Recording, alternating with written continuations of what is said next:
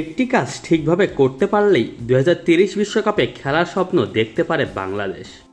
আর সেই কাজটি হলো বিশ্বমানের তরুণ ফুটবলার তৈরি করা।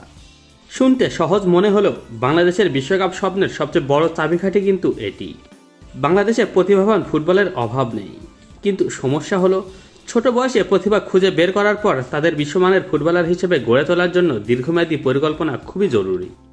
যদি বাংলাদেশ এখন থেকেই অনূর্ধ্ব 17, অনূর্ধ্ব 20 এবং অনূর্ধ্ব 23 পর্যায়ের প্রতিভাবান খেলোয়াড়দের বেছে নিয়ে উন্নত প্রশিক্ষণ, আধুনিক ফিটনেস, পুষ্টি এবং নিয়মিত আন্তর্জাতিক ম্যাচের সুযোগ দেয়, তাহলে কয়েক বছরের মধ্যে জাতীয় দলের চেহারা বদলে যেতে পারে। আর শুধু দেশের মধ্যে খেললেই হবে না, আমাদের সেরা তরুণ খেলোয়াড়দের বিদেশি ক্লাব ও শক্তিশালী লিগে খেলার সুযোগ তৈরি করতে হবে।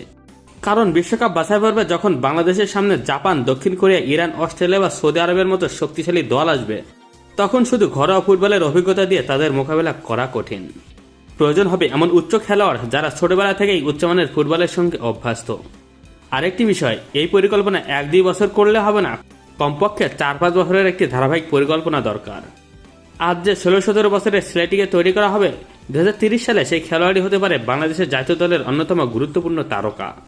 তাই বিশ্বকাপে যেতে হলে বাংলাদেশকে এখনই বড় নামের পেছনে না ছুটে ভবিষ্যতের প্রজন্ম তৈরি করার কাজে সবচেয়ে বেশি বিনিয়োগ করতে হবে।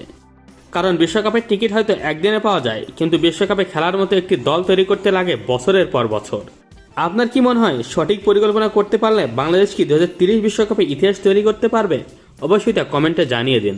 ধন্যবাদ।